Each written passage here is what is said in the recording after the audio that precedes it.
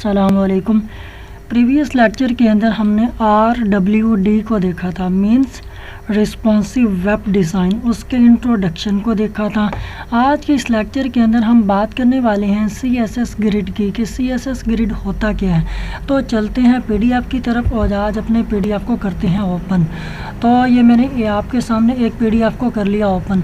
सबसे पहले हम तारीफ़ करेंगे कि CSS ग्रिड होता क्या है। तो वो लिख रहा है इनकास्केडिंग स्टाइल शीट, मतलब क्या CSS grid layout और CSS grid creates complex responsive web design। वो कहना ये चाह रहा है कि CSS के अंदर हम कोई भी ग्रिड अगर यूज़ करते हैं या ग्रिड क्रिएट्स करते हैं तो उसका काम क्या होता है। उसका काम ये होता है कि वेब डिज़ाइन को रिस्पॉन्सिव बनाना, यानी कि जवाबदेह बनाना, कि वो हमारा वर्क भी करे अगर हम कोई वेबसाइट क्रिएट कर रहे हैं। नेक्स्ट वो लिखता है grid layouts more easily and consistently across browsers. तो वो कहना ये चाह रहे हैं कि आप कोई भी चीज़ डिज़ाइन अगर करते हैं, कोई भी वेबसाइट, तो CSS ग्रिड का काम क्या है। उसका काम यह है कि ब्राउज़र के लिहाज से अपने आप को सेटलमेंट कर ले, उसकी सेटिंग को चेंज कर दें। मान लें कि अगर हम वेबसाइट क्रिएट कर रहे हैं लैपटॉप पर, तो उसको अगर हम वेबसाइट को हम देखना चाहें अपने मोबाइल पर, तो वो हमें कैसी दिखेगी। अगर हम CSS ग्रिड को यूज़ नहीं करेंगे तो उसका हेडर कहाँ होगा, फुटर कहाँ होगा, ऑर्डर लिस्ट कहाँ होगी, अनऑर्डर लिस्ट कहाँ होगी, एंड सो ऑन। अगर हम उसको अच्छे तरीके से बनाना चाहें, अगर हम CSS ग्रिड को यूज़ कर लें तो वो हमें अच्छे तरीके से, यानी कि मैनर्स तरीके से हमें दिखेगी। ठीक है, तो वो यही कह रहा है कि वो अपने आप को खुद से ब्राउज़र जैसा होगा, वो अपने ब्राउज़र के हिसाब से या स्क्रीन के रेजोल्यूशन के हिसाब से खुद को सेटल कर लेगी। नेक्स्ट वो क्या कहना क्या चाह रहा है। नेक्स्ट वो कह रहा है कि historically there have been other methods for controlling web page layout method. तो वो कह रहा है कि हिस्टोरिकली अगर हम इसकी हिस्ट्री की बात करें तो वो कहना ये चाह रहा है कि वेब पेज का काम क्या था, यानी कि CSS ग्रिड का उसका काम यह था कि इसके फ्लोट्स को, इसके टेबल्स को, इसकी ऑर्डर लिस्ट को, अनऑर्डर लिस्ट को, इमेज को, वीडियो को, एंड सो ऑन, जो भी चीज़ें हम अपने वेबसाइट के अंदर यूज़ कर रहे हैं उसको कंट्रोल करना था। किसने कंट्रोल करना था? CSS ग्रिड का यही काम था। उन चीज़ों को हम हिस्टोरिकली अगर देखें तो इनका काम भी यही था CSS ग्रिड का, कि लेआउट को देखना, यानी कि लेआउट चेंज कर देना। अगर हम मोबाइल पर चला रहे हैं तो मोबाइल के हिसाब से उसको चेंज कर देना। अगर हम लैपटॉप यूज़ कर रहे हैं तो लैपटॉप की स्क्रीन के रेजोल्यूशन के हिसाब से उसको चेंज कर देना। इसी तरह उसके टेबल्स को चेंज कर देना, फ्लोट्स को चेंज कर देना, order list, unordered list, menu bar, and so on, जो भी चीज़ें हम अपनी वेबसाइट के अंदर यूज़ कर रहे हैं उसको चेंज कर देना। अब हम देखते हैं कि व्हाट इज़ ग्रिड व्यू, यानी कि ग्रिड का व्यू कैसा होता है, ये इसको हम कैसे समझ पाते हैं। तो वो लिखता है कि many web pages are based on a grid view, यानी कि बहुत से जो वेब पेजेस है वो किस पर बेस कर रहे हैं, उसका यानी कि बेस क्या है, वो है ग्रिड व्यू। यानी कि वो ग्रिड व्यू पर, यानी कि ग्रिड का जो व्यू है वो कैसा आ रहा है, ये सब की सब जो है ना, ये किस पर बेस कर रहे हैं, ये व्यू पर बेस कर रहा है। कौन सी चीज़? वेब पेजेस जो हैं।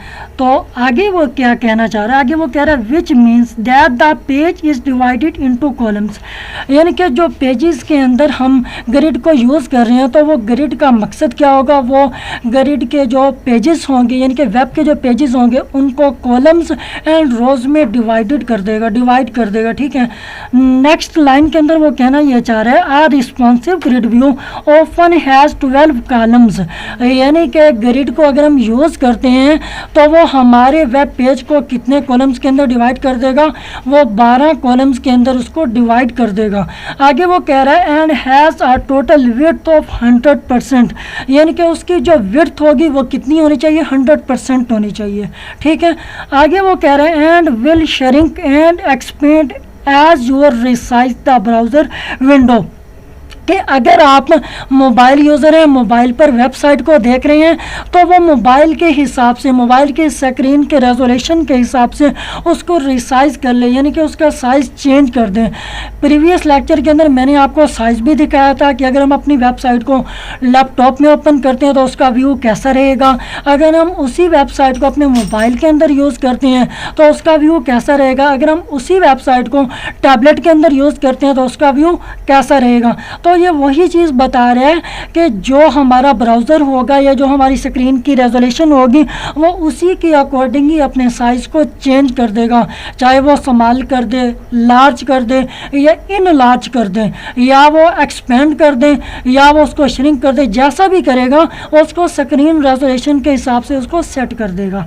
ठीक है, अब ये मैंने नीचे एक इमेज ऐड की है, तो इमेज के अंदर अगर हम देखें तो उसने एक ही वेब को 12 कॉलम्स के अंदर डिवाइड किया है। तो एक सिंपल इमेज है ना, अगर हम इसके कॉलम्स को काउंटिंग करें तो ये 12 ही बनते हैं। तो काउंटिंग करते हैं 1 2 3 4 5 6 7 8 9 10 11 और ये 12।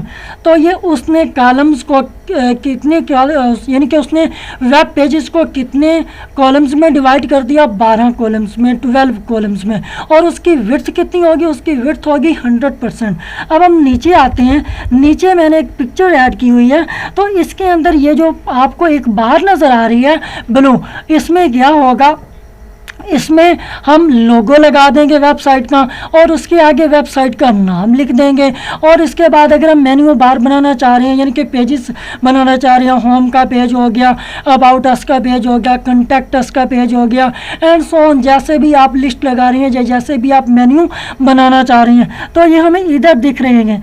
अगर हम अपनी वेबसाइट के साथ किसी भी चीज़ को, किसी भी यानी कि लिंक करना चाह रहे हैं, फॉर एग्जांपल हम फेसबुक को लिंक कर लेते हैं, व्हाट्सअप को लिंक कर लेते हैं, इंस्टाग्राम को लिंक कर लेते हैं, या लिंक्डइन को लिंक कर लेते हैं, तो ये सारी चीज़ें हमारे इधर साइड बार पे हमें टॉप पर या बॉटम पर हमें शो हो जाएंगी, जिस कोई भी चीज़ को अगर हम करते हैं लिंक। ठीक है, और उसके बाद इधर क्या है, मेन्यू बार, यानी कि अगर आप कोई भी ऑर्डर लिस्ट, कस्टमर आपके पास आता है, वो कहता है कि भाई मुझे ये लिस्ट भी चाहिए, तो वो क्या होगी, ऑर्डर लिस्ट होगी। ठीक है, तो ये सेंटर में क्या आ जाएगा, सेंटर में आप कोई भी टेक्स्ट ऐड कर सकते हैं और साथ कोई इमेज ऐड कर सकते हैं। मान लिया कि अगर आप एक वेबसाइट बना रहे हैं, किसके हवाले से, आप प्रोग्रामर हैं, तो आपने एक वेबसाइट क्रिएट कर दिया, आप कोई भी नाम दे सकते हैं। ठीक है, तो यहाँ पर आप क्या काम करेंगे, पाइथन की एक पिक्चर लगाएंगे, पाइथन की पिक्चर के साथ नीचे हम पाइथन के बारे में थोड़ा सा टेक्स्ट ऐड कर देंगे,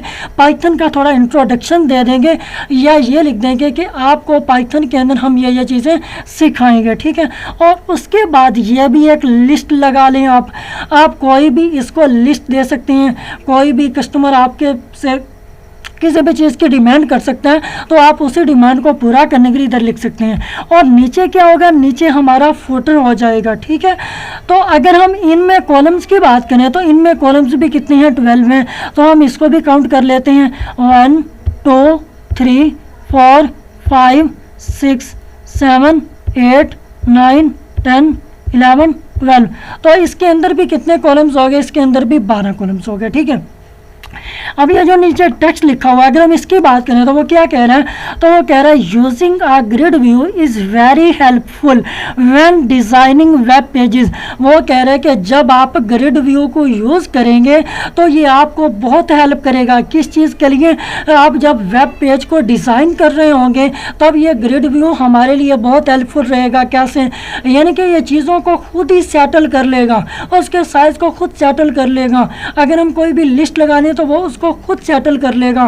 ठीक है, तो ये हमें किससे हेल्प मिलेगी, ये हमें ग्रिड व्यू को अगर हम यूज़ करेंगे तो तभी हमें ये हेल्प मिलेगी। ठीक है, अब नेक्स्ट वो क्या कह रहा है, नेक्स्ट कह रहा है it makes it easier to place elements on the page. Grid view खुद डिसाइड करेगा कि मैंने पेज पर किस एलिमेंट को किस जगह पर मैंने इसको रखना है, या कौन से साइज मैंने इसको देना है, या किस शेप पे मैंने इसको शो करवाना है, इन लार्ज करवाना है, लार्ज करवाना है, स्मॉल करवाना है। ठीक है, तो आज हमने ग्रिड की बात कर रहे हैं, तो यही ग्रिड आगे हम नेक्स्ट क्लासेस के अंदर यूज़ कर रहे होंगे, ठीक है। और उसके बाद हम कंटेनर को यूज़ कर रहे होंगे। नेक्स्ट क्लास के अंदर हम इंशाल्लाह बहुत कुछ सीख रहे होंगे। आज के लिए इतना ही काफ़ी है, मिलते हैं इंशाल्लाह नेक्स्ट लेक्चर में। तब तक के लिए अल्लाह हाफिज़। Keep learning and keep exploring.